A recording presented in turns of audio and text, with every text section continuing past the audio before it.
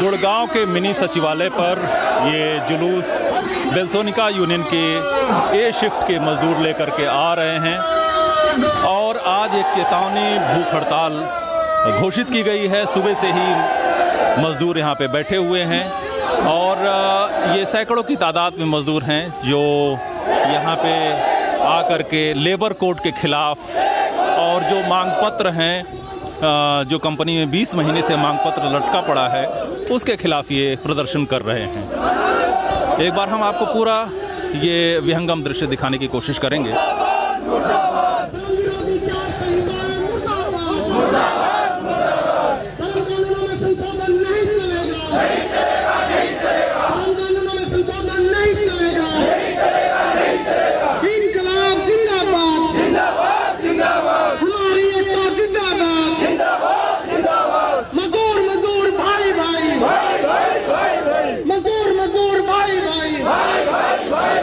Bellsonica union के अलावा जो ट्रेड यूनियन काउंसिल है गुड़गांव की, वहाँ पे भी लोग उससे जुड़े हुए जो नेता हैं अलग अलग, वो भी इस मौके पर मौजूद हैं और एक मजदूर वर्गीय एकता के जरिए सरकार को ये संदेश देने की कोशिश की जा रही है कि जो लेबर कोड 33 श्रम कानून को ख़त्म करके जो 4 लेबर कोड बनाए गए हैं, पिछले संसद सत्र में पास किए गए हैं, उसमें वो सरकार को वापस लेना होगा।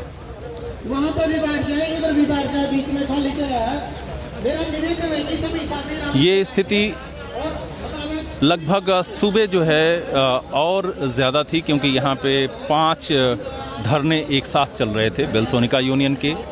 पीटीई शिक्षकों का ये धरना प्रदर्शन है। आप ये देख सकते हैं कि ठीक इसके बगल में इन्होंने 4 महीने से यहाँ पे टेंट वगैरह लगा करके और यहाँ पे धरना प्रदर्शन वो लोग कर रहे हैं और 1983 पीटीई शिक्षक थे। इसके साथ यहाँ पे किसानों का भी आज प्रदर्शन था और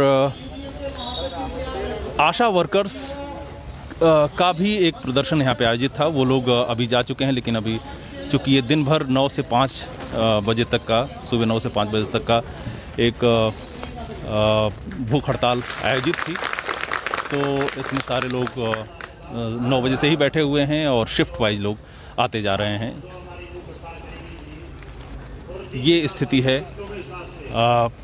जब से लॉकडाउन के बाद से जब कंपनी खुली तो तमाम तरीके से मैनेजमेंट ने एक तरीके से चीज़ों की कटौती करनी शुरू की, उनके वेतन में कटौती करनी शुरू की, उनके जो वर्किंग कंडीशन थी उसमें कटौती करने की कोशिश की।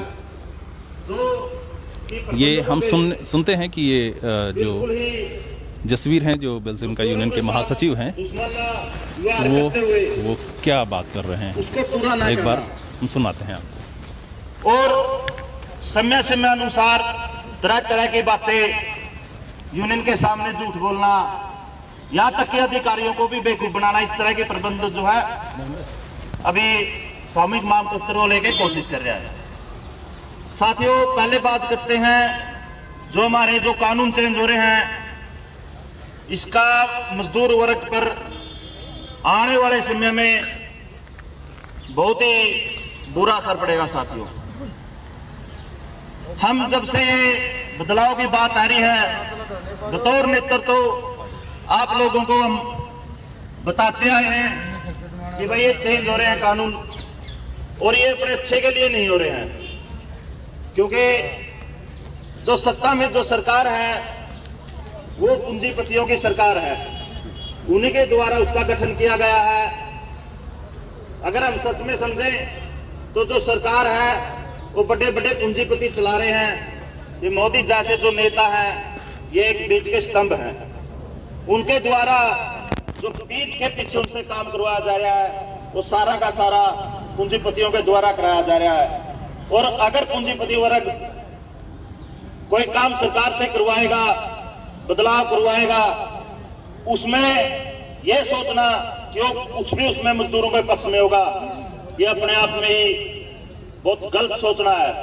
वो हमारे लिए कभी नहीं सोच सकते और ना ही मजदूरों के बारे में कभी उन्होंने सोचा है।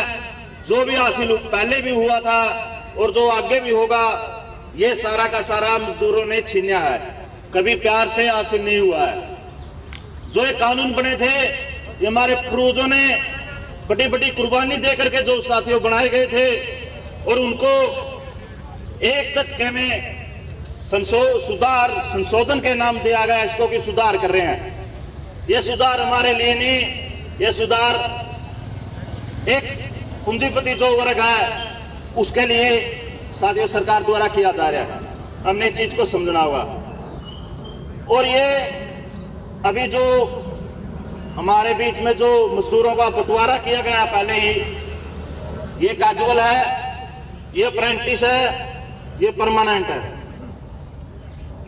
साथियों, अगर ये कानून लागू होते हैं तो इसमें कोई भी नहीं बच रहा है, चाहे वो परमानेंट है, परमानेंट की नौकरी भी इसके ऊपर दाव पे है। और आगे तो परमानेंट होना जो हमारे साथी कानूनी दाव पेच करके या संघर्ष करके जो एक परमानेंट की नौकरी की आस में 6,000, 7,000, 8,000 में काम करते हैं, वो भी एक आस जो है खत्म हो गई है। और इसका ट्रेड यूनियन के स्तर पे ट्रेड यूनियन ने भी, जितने भी संगठन है, समय समय पर विरोध भी किया है, लेकिन सरकार ने बहुत ही जल्दबाजी थी।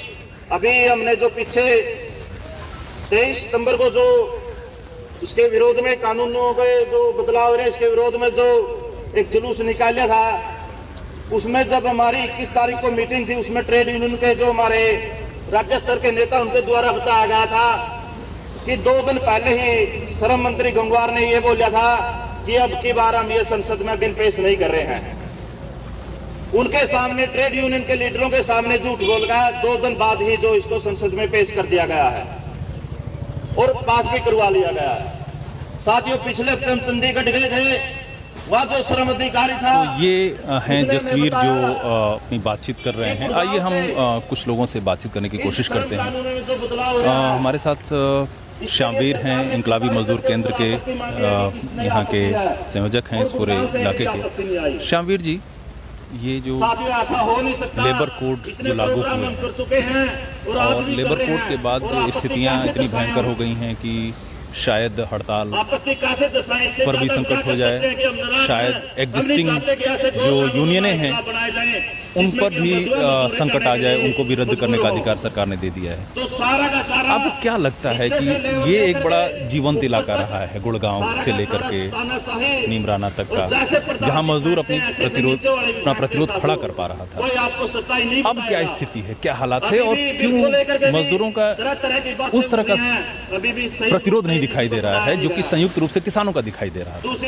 देखिए, मैं पहली बात तो ये कहूँगा, ट्रेड यूनियन एक्ट 1926 में बना और मजदूरों ने अखिल भारतीय स्तर पे अपना ट्रेड यूनियन सेंटर 1920 में स्थापित किया।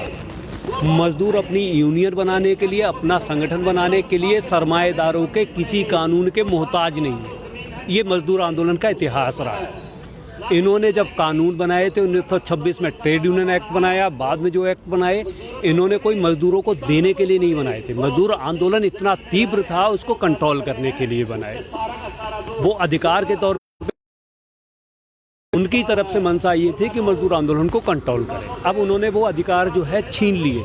खुद शासक वर्ग ने अपने, जिसको बोलते हैं, कवच उतार के फेंक दिए हैं, नंगे तौर पे आके सड़क पे खड़ा हो गया। मजदूर आंदोलन का क्या होगा? मजदूर आंदोलन कोई ऐसा नहीं कि कानून में कोई अधिकार मिला हुआ है इसलिए मैं आंदोलन कर रहे हैं मजदूर, या ये नहीं है कि मजदूरों को आंदोलन करने का कोई शौक है। मजदूरों की जो ज़रूरतें थी, जो मजदूरों की मजबूरियां थी, जिसके लिए उन्हें इकट्ठा होकर लड़ना पड़ता था। अकेले अकेले मजदूर की कोई औकात नहीं है, मजदूर अच्छे से जानता है। अकेले जब औकात नहीं तो वो क्या करता है, इकट्ठा होता है। कहाँ पे इकट्ठा होता है? डिपार्टमेंट के स्तर पे इकट्ठा होता है, संस्थान के स्तर पे इकट्ठा होता है, एरिया के स्तर पे इकट्ठा होता है, देश के स्तर पे इकट्ठा होता है, दुनिया के स्तर पे भी इकट्ठा हुआ। तो मजदूर की जो ज़रूरतें थी आंदोलन की, वो आज भी वैसी ही मौजूद है, बल्कि उससे ज़्यादा बदतर स्थिति जो है शासक वर्ग ने कर दी है। शोषण की तीव्रता पहले की तुलना में कई गुना बढ़ चुकी है। तो मजदूर आंदोलन, इनके जितने जो है वो जिन्होंने जो बैरिकेड बनाए थे, उन सारे बैरिकेडों को लांघ के उससे ज़्यादा तेज़ी से आगे बढ़ेगा। अगर सरकार ये सोच रही है कि इन कानूनों को चेंज करके मजदूर अधिकारों को छीन के वो मजदूर आंदोलन को रोक लेगी, ये निरी मूर्खता से अलावा और कुछ नहीं है। बल्कि मजदूर आंदोलन अपनी नई ऊंचाइयों पे जाएगा और जो उसका इतिहास रहा है 1920 के भारत की अगर बात करें 1920 के एटक से लेके 1946 में नौसेना विद्रोह तक लेके आंदोलन और संघर्ष किसी जो है कानून के मोहताज नहीं होते।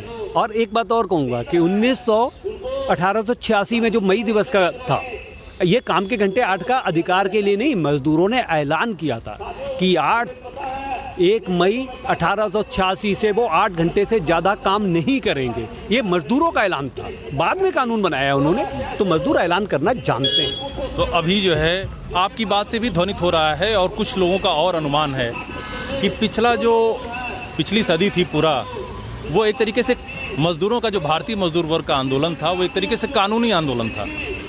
उस कानूनी दायरे जो आप कह रहे हैं, तो आपको लगता है कि अब कानूनी दायरे के जो आंदोलन थे मजदूर वर्ग के, अब वो उसका स्कोप खत्म हो चुका है? देखिए, कानूनी दायरे के आंदोलन में जब कानून जो है कोई ऐसा रहा ही नहीं जो आपके आंदोलन को, जैसे वर्किंग क्लास के साथ क्या है, कैपिटलिस्ट के पास जो है पावर है, पूरी सत्ता है उसके साथ, तब मजदूरों को जो है कुछ अधिकार और कुछ जो है शोषण को जो है कुछ हद तक जो है वो करने के लिए जो है कुछ नियंत्रित करने के लिए कुछ कानून वगैरह बनाए थे कि जिससे इतना ज़्यादा शोषण ना हो जाए। अब वो सारे जब तुम खत्म कर रहे हो तो फिर मजदूर क्या करेंगे? वो कानूनी जो सीमाएं थी वो उन्होंने अपने हित के लिए बनाई। मैं फिर कह रहा हूँ कि जो श्रम कानून बनाए थे उन्होंने मजदूरों के हित के लिए नहीं, वो अपने हित के लिए बनाए थे, अपने कवच थे, पूंजीपति वर्ग ने अपने कवच के लिए बनाए थे। आज वो अपने कवच को उतार रहा है, नंगे तौर पे जो है सामने खड़ा सड़क पे तो झेलेगा उसको। लेकिन सवाल ये है कि जब 70 साल से अगर भारत का मजदूर वर्ग कानूनी लड़ाई लड़ रहा था और कानूनी दायरे में काम कर रहा था, तो क्या वो इस बात के लिए तैयार है कि वो अपनी कोई प्रमुख मांग सरकार के सामने रख पाए? देखिए, मजदूर वर्ग की जो बात है कानूनी लड़ाई में, कानूनवाद में जो है दलदल में जिस तरीके से धंसा हुआ था, मजदूर वर्ग की दूसरी बात भी है कि इन्होंने पिछले 3 दशक में ये कानून जो है कल संसद में पास हुए, उससे पहले 3 दशक से लगातार जो है इन कानूनों को जो है ख़त्म करते रहे। श्रम विभाग के अधिकार खत्म कर दिए, लेबर इंस्पेक्टर के अधिकार खत्म कर दिए, जो कानून को इम्प्लीमेंट कराता था। कानून बना दो, इम्प्लीमेंट कराने वाली अथॉरिटी नहीं होगी, कानून का क्या होगा? कुछ नहीं होगा। तो ये सारा कुछ तो वो वैसे ही कर रहे थे। कॉन्ट्रेक्चुअलाइजेशन किया, बड़े पैमाने पर कॉन्ट्रेक्चुअलाइजेशन किया। ये सारा कॉन्ट्रेक्चुअलाइजेशन जो है वहाँ पे मजदूरों के लिए पहुँच गया है कि अब मजदूर, ये जो नया मजदूर है जिसको पिछले कम से कम 2 दशक से जो है कोई अधिकार नहीं थे, वो कॉन्ट्रेक्चुअलाइजेशन जो कॉन्ट्रेक्चुअल वर्कर है, अब उसके सामने भी जो है खुल के रास्ता गया है। और मजदूरों के सामने भी वर्गीय एकता अपनाने के अलावा और रास्ता क्या है? परमानेंट यूनियन, कॉन्ट्रैक्ट यूनियन, इसकी यूनियन, क्या ये अलग अलग डिपार्टमेंटों में बैठे हुए थे। अब क्लास के तौर पे अगर इकट्ठा होगा तभी लड़ पाएगा, ये लड़ने की शर्त है। अब लड़ने की शर्त बन चुकी है कि क्लास के तौर पे इकट्ठा हो। जो क्लास के तौर पे नहीं इकट्ठा हुआ उसका वक्त गया। जो क्लास के तौर पे अगर इकट्ठा होने की बात करेगा और क्लास के तौर पे मजदूर गोलबंद होगा तो वहाँ से चीज़ आगे बढ़ेगी। मतलब अब पुराना जो तरीका था, पुराने वो शेड थे, वो शेड जो है उन्होंने ख़त्म कर दिए। तो ये इस तौर पे मजदूर आंदोलन में जो है मानते हैं कि साधक वर्ग ने अपने जो भी अस्त्र कवच उतार के फेंके, लेकिन मजदूर आंदोलन के एक जो है सकारात्मक चीज़ है। सकारात्मक चीज़ है। 1 अप्रैल 2021 से लेबर कोड लागू हो जाएंगे, तब ये सारे कानून जो 33 श्रम कानून है सब खत्म हो चुके होंगे। ट्रेड यूनियन एक्ट बदल चुका होगा, हड़ताल के अधिकार, काम के घंटे, इन सारी चीज़ों पर सेफ्टी के मसले, ये ESI, इन सारे कानूनों को उन्होंने या तो कोऑप्ट कर लिया है या उसको समेट करके 1-2 कोड में ला दिया है, या फिर इनको बिल्कुल ख़त्म कर दिया है। तो अब जो असर दिखने वाला है वो अगले साल अप्रैल से दिखेगा। हम लोग कुछ अन्य लोगों से भी बात करने की कोशिश करेंगे, एक बार ये सुनाने की फिर कोशिश करते हैं कि ये क्या कह रहे हैं। उनकी पेमेंट देखो, 5 करोड़ रुपए साथियों बिल्कुल करप्शन हो रहा है। और हमारे अधिकारी, श्रम अधिकारी 1 मिनट में बैलेंस शीट देख करके यूनियन को बोलते हैं गाटा मानपत्र को एक साइड रख दो यार, और वो बैठे बैठे हंसता मालिक वहाँ पे कहता तारे को तो बेवकूफ बनाया हमने, तुम नहीं बने, लेकिन देखो तारे कितने पढ़े लिखे अधिकारी को मैंने बेवकूफ। अभी पता चला है कि ये बेलसोनिका यूनियन के महासचिव ने अभी ऐलान कर दिया है कि जो परमानेंट यूनियन है उसमें कैजुअल जो वर्कर हैं उनको भी सदस्यता दी जाएगी। ये अपने आप में एक बहुत ही बड़ी बात है, क्योंकि पूरे गुड़गांव के क्षेत्र में कंपनियों के बीच में बहुत ही एक दुराव था कि कैजुअल मजदूर अलग हैं और ट्रेड यूनियन में जो परमानेंट परमानेंट वर्करों का बोलबाला होता था, उनकी बहुत संख्या होती थी और आमतौर पर ट्रेड यूनियनें जो है परमानेंट वर्करों का ही की मांग उठाती थी। लेकिन बेलसोनिका यूनियन एक ऐसी पहलकदमी कर रहा है और इसको जो संख्या है उसको देख करके लग रहा है कि इस कदम का लोगों को बड़ी उम्मीद है इस कदम से, और देखना होगा कि ये सदस्यता जो है आगे चल करके क्या कोई एक नज़ीर पेश कर पाएगी। मैं कहता हूं श्रम विभाग भी अब श्रम विभाग बेलसोनिका यूनियन के जो प्रधान हैं उनसे हम बात करने की कोशिश करेंगे कि ये जो है जो काम किया जा रहा है, सदस्यता दी जा रही है कैजुअल वर्कर को, वो क्या है। आप देख सकते हैं कि लोग ध्यान से सुन रहे हैं। हमारे साथ बेलसोनिका यूनियन के जो प्रधान हैं अतुल कुमार जी वो मौजूद हैं। अतुल जी, एक चीज़ ये बताइए कि अगर यूनियन में कैजुअल वर्करों को सदस्यता दी जाती है तो इसका क्या मायने है? क्या कंपनी एक्सेप्ट करेगी? क्या लेबर डिपार्टमेंट एक्सेप्ट करेगा? इसकी कानूनी वैधता क्या है? देखो सर, ऐसा है, हमारा ट्रेड यूनियन एक्ट जो 1926 में बना था उसमें कहीं ये नहीं लिखा है कि जो यूनियन का मेंबर कोई परमानेंट ही होगा या कहीं उसमें यूनियन का मेंबर जो है परमानेंट ही वर्कर हो सकता है, ऐसा कहीं नहीं है। तो ये उस परमानेंट वर्कर ही इसका यूनियन का सदस्य होगा, ऐसा कहीं भी नहीं लिखा है।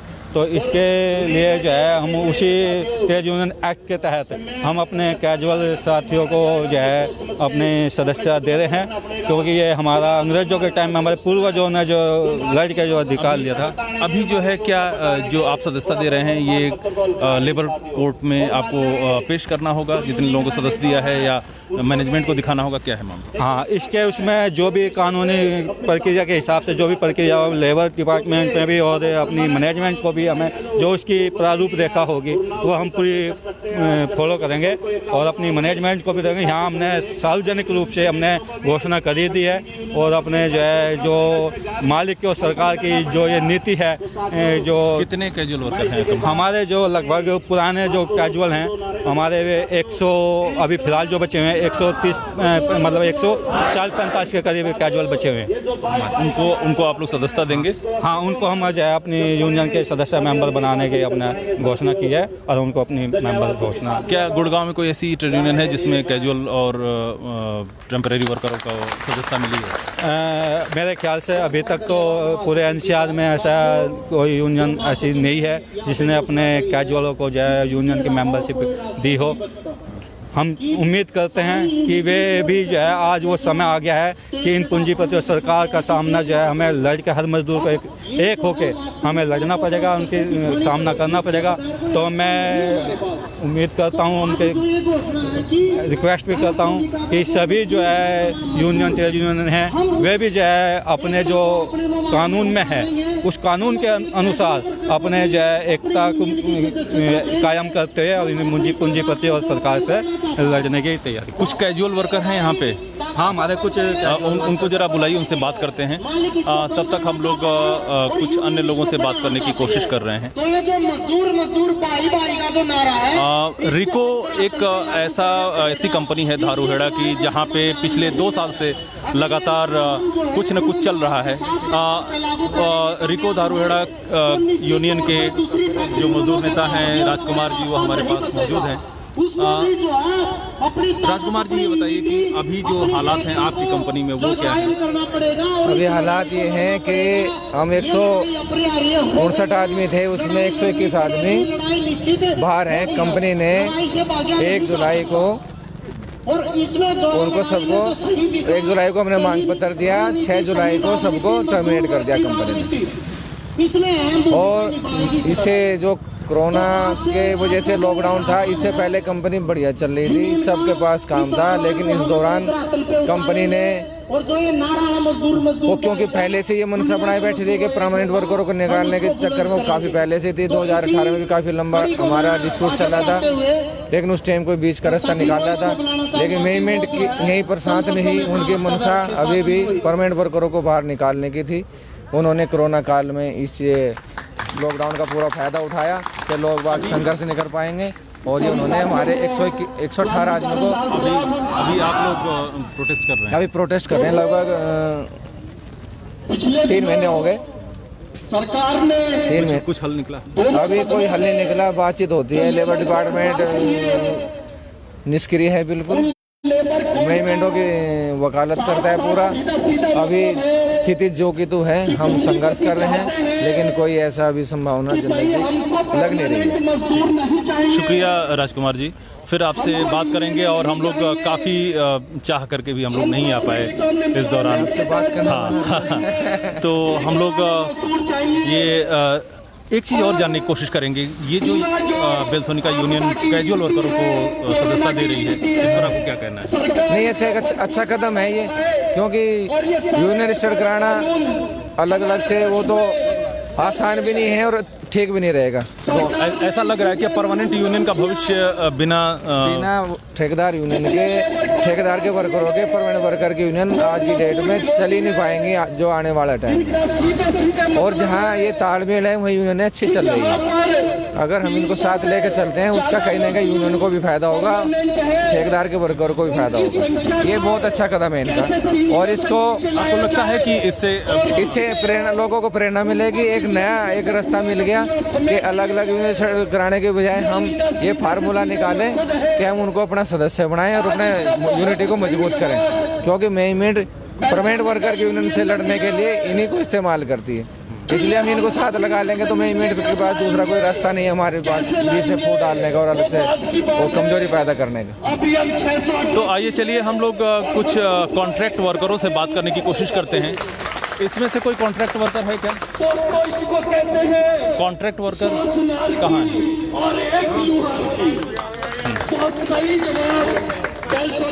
आप कॉन्ट्रैक्ट वर्कर हैं? क्या नाम है आपका? सर्वजीत सिंह।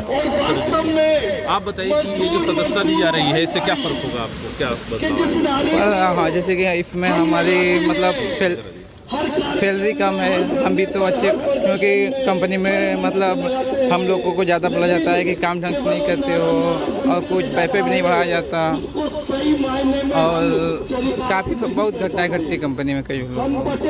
कोई भेदभाव करती है परमानेंट से? क्या भेदभाव होता है कंपनी परमानेंट को भी, कैजुअल दो भेदभाव होता है कंपनी में। माने एक सैलरी में तो एक भेदभाव है, उसके अलावा क्या भेदभाव? भी भेदभाव होता है, जैसे कि हर चीज़ में होता है। क्या लंच मिलता है, आने जाने का साधन मिलता है? नहीं, वो तो मिलता है, सामान है, लंच में सामान है, वो लंच भी सामान है और खाने पीने का भी सब कुछ सामान है।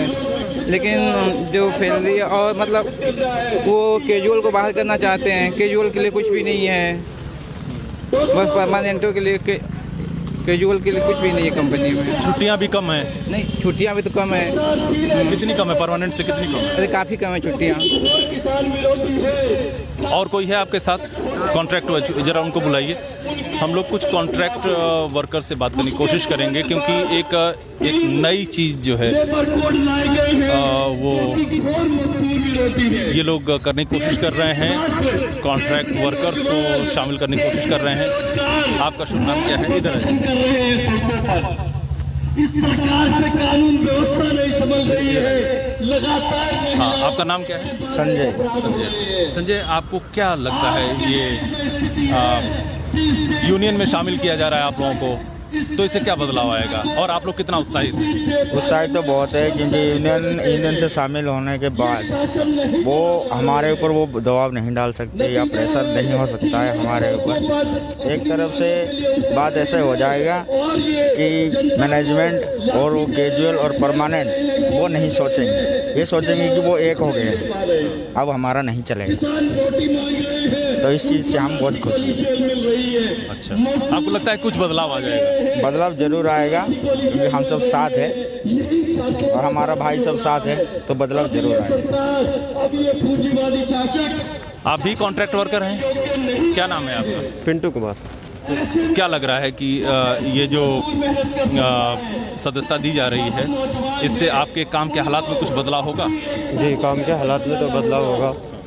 वैसे अभी कुछ प्रेशर भी रहती है कंपनियों में ज़्यादातर, तो यूनियन के सदस्य होने के बाद कुछ तो प्रेशर भी कम देगा मैनेजमेंट के द्वारा। जो प्रेशर दिया जाता है जैसे अभी कुछ दिन पहले हुई थी हमारे कंपनी में कि एक लड़के को पंखे के लिए थोड़ा वो बोला था कि तुम कैजुअल हो, तुम्हें पंखा में काम नहीं करना, मतलब वहाँ पे पंखा नहीं था, ऐसा बोला था उसने एक लाइन इंचार्ज ने कि तुम कैजुअल हो। तो ऐसी बात तो यूनियन में अगर शामिल होते हम तो ऐसा बात मैनेजमेंट नहीं बोलेगा। सैलरी में कोई बदलाव होगा? जी, सैलरी में भी बदलाव होगा। महासचिव हैं बेल्सोनिका यूनियन के जसवीर, इन्होंने ही घोषणा की थी। आप बताइए कि क्या बदलाव होगा अगर मजदूरों को आपकी यूनियन में शामिल हो जाएं कैजुअल मजदूर, तो क्या बदलाव होगा? देखो जी, ऐसा है जो नए श्रम कानून आए हैं, इसके बाद जो मालिक है, कंपनी मालिक है, उनकी एक मन की इच्छा बन गई कि हम जो है मजदूरों को कैसे निकाल के जो है 300 से कम लेके आएँ, ताकि मेरे मजदूर जो आवाज़ ना उठा सकें और मैं उनको एक बंधुआ मजदूरी की तरह काम करवा सकूँ। तो इसमें यूनियनों को अब एक सोचना पड़ गया कि अगर ये कानून आ रहे हैं तो यूनियन क्या करे।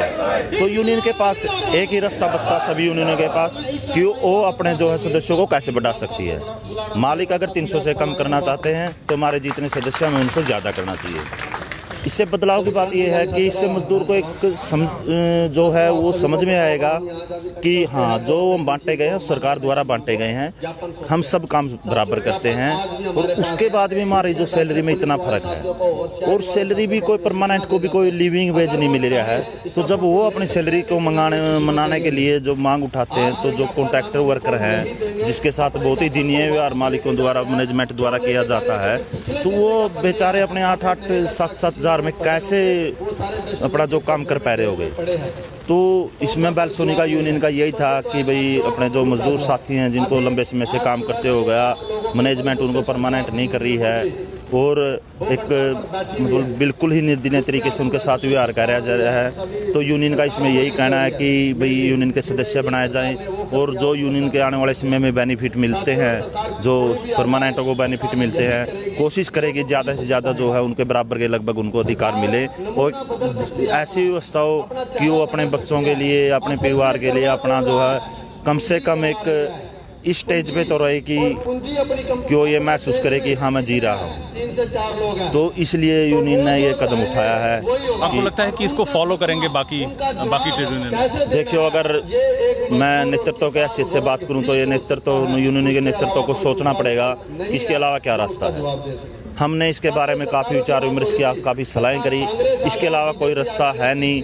क्योंकि अगर ये कानून आता है, अगर मैं मानेसर की बात करूं तो ऐसी छोटी छोटी यूनियनें 50% से ज़्यादा ऐसी यूनियनें छोटी छोटी, उनका अस्तित्व तो अपने आप में ही ख़त्म हो जाएगा। तो ना यूनियन रहेगी ना वर्कर रहेंगे। जो है ये एक अच्छा रास्ता है। इसको मेरे हिसाब से, जो अगर मैं व्यक्तिगत बात करूं नेतृत्व की हैसियत से, उनको इस रास्ते को अपनाना चाहिए और अपने जो साथी हैं, बराबर वाले साथी हैं, उनको बराबर लेके ही चलना चाहिए। नहीं तो हम जो बढ़ते गए तो फिर जो है हम कामयाब नहीं हो पाएंगे। जसवीर का कहना है कि चीज़ों को ये यूनियन की भी मजबूरी है और ठेका वर्कर तो एकदम वल्नरेबल हैं, समान काम करते हैं, समान परमानेंट मजदूरों के बराबर काम करते हैं, मशीन पर काम करते हैं। और ऐसा नहीं है कि वो ऐसी जगह पे न काम करें जहाँ पे हैजर्डस है, उनको खतरा हो सकता है या बहुत कोई खतरनाक रसायन है।